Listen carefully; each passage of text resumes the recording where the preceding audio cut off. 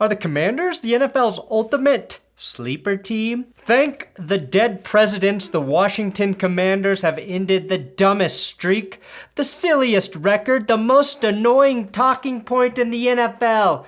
Nay, sports. Nay, the world. On Monday Night Football, Washington ended the Ravens' preseason win streak of 24 straight games. Kick is good!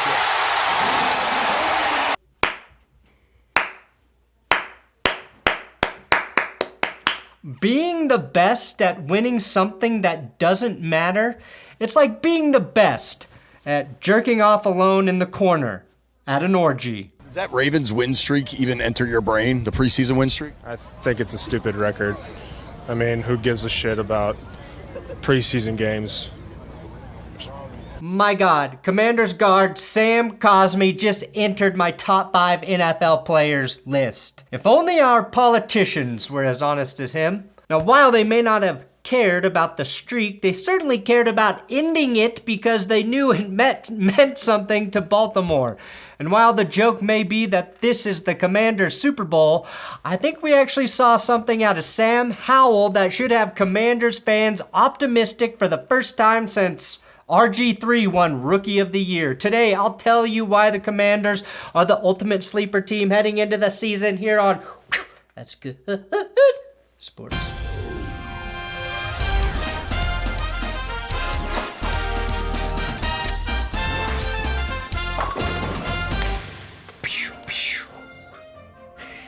Today's episode is brought to you by Underdog Fantasy, and time is running out for you to enter the Best Ball Mania 4 tournament, their biggest tournament. We're just a few weeks away from the start of football season, and if you want to draft a few fantasy teams that could win $3 million if you get first place, do it now. Same goes for their weekly winners contest. It's the same best ball format, but the payouts happen every single week. That means you have a chance to win $20,000 every single week this upcoming season. Underdog also has added pick'em games here in Colorado. You have to have 4-player picks and guess higher or lower on their stat totals. And if you get them all right, you win. You can 20x your money. This just went live in Colorado, and I'm going to be playing all year long, and I'm taking the higher on every Russ stat. All of them. And every Sam Howell stat. Now, if you want to play against me in private drafts, I'm dropping a link in the description. It's a $10 entry, 18 rounds with 10 people playing, slow draft format, so you have several hours to make your picks. My private draft starts once the league is full. And again, use my link and code below, and Underdog will match your first deposit up to $100. Things just keep getting better in Washington. Never thought I'd fucking say that. Now Dan Snyder's gone, and Washington now has a real owner. And while Dan Snyder's biggest crime was, oh yeah, crime, new owner Josh Harris can only be accused of not knowing when to do a handshake. No stranger. You're no stranger to professional sports teams. Managing general partner of the Devils. Josh Harris seems like the type of guy who'd try to shake your hand at the urinal. Shout out to everyone there trying to act like nothing weird happened. Maybe an homage to the NFL when it first investigated Dan Snyder and the Commanders for sexual harassment. Look, Dan Snyder getting the boot, we all know it's good. It's the biggest addition by subtraction since Giselle dumped that scrub Tom Brady. And I admit, I was sleeping on Washington. Ron Rivera feels like he is on a very, very hot seat. Sam Howell was the 6th quarterback taken in a really lackluster 2022 QB draft class. Chase Young has been injured so long his last name should be really, really not Young anymore. Ownership just changed, and as a Broncos fan, I saw how well that worked last year. But Sam Howell has me excited for the Commanders, as does a really solid roster. So go ahead, Commanders fans, you can Sam Howell at the moon, because he can take you there. Hopefully before Russia or China get there. I mean, just look at PFT commenter, known Commanders fan, posting this official poll, confirming that fans in Washington would take Sam Howell over Patrick Mahomes. Now I know in terms of the win, the Ravens didn't play Lamar Jackson. But when's the last time we saw the Ravens play with Lamar Jackson in January? As far as I'm concerned, this was the Ravens we will see late in 2023. Sam Howell only got to start one game in 2022, the final game of the season. Guess who else started one game their rookie year, which was also a win, also in the final game of the season? Oh yeah, Patrick Mahomes. So maybe PFT is onto something. Now, Dallas had nothing to play for in that game, and Howell led Washington to an easy 26-6 victory, throwing a touchdown and rushing for a touchdown, and just an all-around solid debut. Mahomes in his debut threw 0 touchdowns for 284 yards and a pick. I mean, who gives a shit? Thus, Howell is further in his quarterback development than Mahomes was. I get it, it was only the Cowboys that he throttled, but considering he helped the offense score 8 more points than their average, that's a positive. Fun fact, this is also the game where Brett Maher's case of the yips actually started. He missed his PAT in this game, which would follow him into the wildcard round where he infamously missed 4 kicks. I think it's a stupid record. Now fast forward to present day, and Howell is the talk of the football world after he was nearly perfect against the greatest preseason team of all time. That's right, the greatest preseason team ever. He beat them, who were clearly trying very hard in this game. Now, Howell solidified himself as QB1, and I think he's poised for a breakout season. Preseason can be damn near impossible to evaluate players, especially quarterbacks, but I think in terms of effort from the Ravens defense, you have to respect Sam Howell going 19-25 for 188 yards and 2 passing TDs. I think his ability to run, something he excelled at college in North Carolina, will become a dangerous part of his game in the red zone. If Eric Bieniemy helps excel Howell's development, we could see Bieniemy get his first real shot at becoming a head coach in the NFL after this season. Who did Bieniemy previously coach? Oh yeah, Patty Mahomes. Holy fuck, the similarities between Mahomes and Howell are getting weird. All I will say at this point is I hope Sam Howell doesn't have a younger brother who loves TikTok and, what was the other thing? Oh yeah, sexual assault.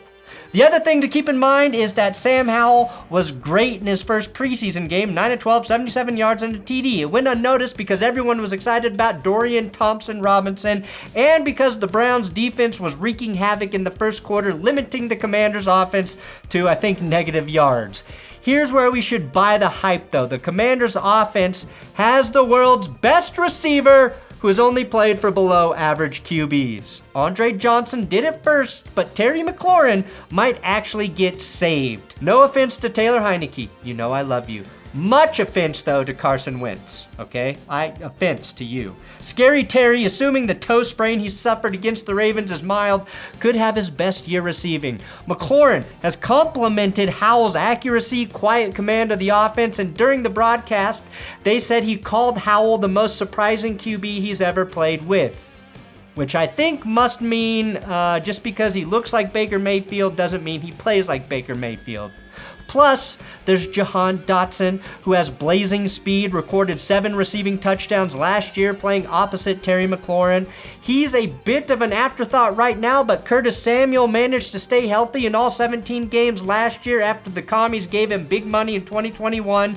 But Samuel is the gadget player that Washington needs, totaling 843 yards from scrimmage just a season ago. So I think Howell has a nice trio of ball catchers to throw to. The X factor is tight end Logan Thomas, incredibly talented, but just the litany of injuries stunting his potential. If he stays healthy with Eric Bieniemy calling plays, he could make a massive impact for this offense. Ever heard of Travis Kelce, anyone? If Bieniemy is a great play caller, that will show this season. And one thing the Chiefs offense has done so well is score touchdowns in the red zone with short passes made possible by confusing formations and motions. Patrick Mahomes, the best quarterback on earth. We know that. But the Chiefs still made shit so easy for him in the red zone that Kansas City became unstoppable. I think Howell's touchdown passes could be really high based on 8 to 10 being just little bullshit shovel passes.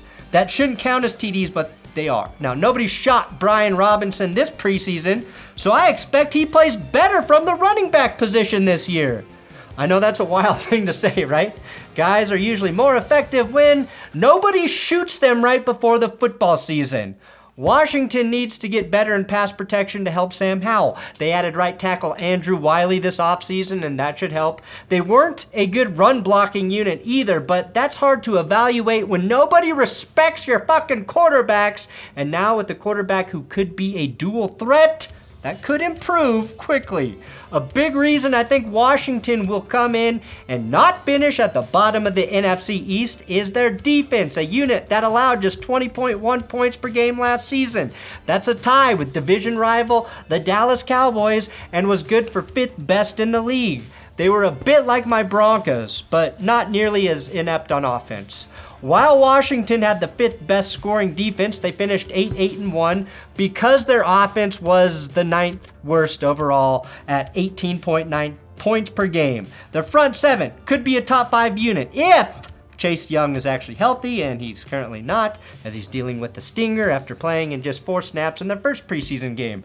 Not a great sign, it's not, and a stinger is a misleading word for a neck injury. Last time I consulted with my doctor, your neck is, quote, fucking important. Now, who knows how severe that really is, but if he can be similar to who he was as a rookie edge rusher mixed in with Montez Sweat, Jonathan Allen, and Daron Payne, that could be one of the sneakiest good D-lines in the NFL. Those 3 combined for nearly 30 sacks last season. Add in Young, and that's a group that could push 40 sacks alone and possibly be a top 5 pass rushing unit.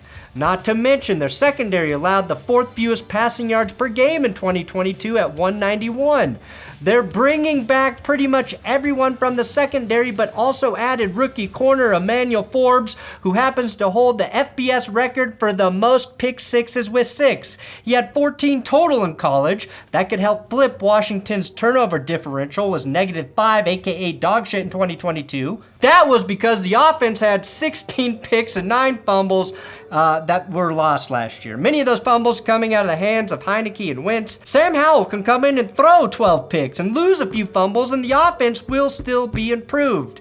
That is really feasible and will make a difference in many close games, even if their offense isn't scoring a ton of points every week. So I'm bullish on Washington, not after just one preseason game, but because I sat down and thought about it.